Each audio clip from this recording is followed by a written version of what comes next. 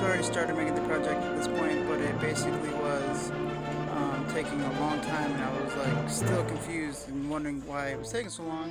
So I went and looked at the computer and I saw, wow, it has only done 7 passes, and this is gonna be a while. Okay, this is a little part of it actually cutting a sign with the knife blade. Pretty awesome.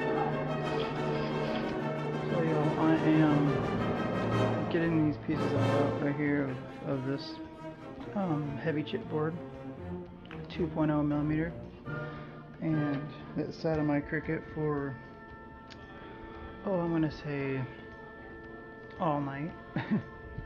And I could have left it there for another hour or two because they're cut through. A lot of them are completely cut through. There's still a couple small pieces, spots on all of these little pieces that aren't completely cut through. Just have that tiny little bit, so I've been using like my little pick here to scratch at the lines just enough to get that little tiny bit gone and out of there so I can pop them out. When you're working with this chipboard, it may say you have 6 or 7 hours to go still, but just be patient. Let it do its thing. And if you're at all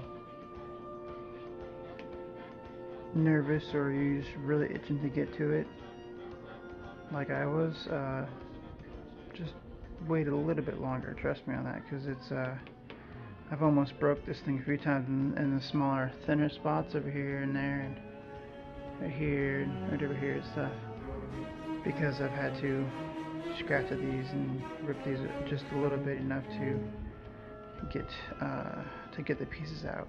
They're coming out, yes, but it's a little bit more difficult. Anyways, it took 16 passes and many hours to do, but finally it's done. I already piped a couple things out, as you can tell, just to make sure it was good. It still had 6 hours and a lot more passes to go until it was completely done. It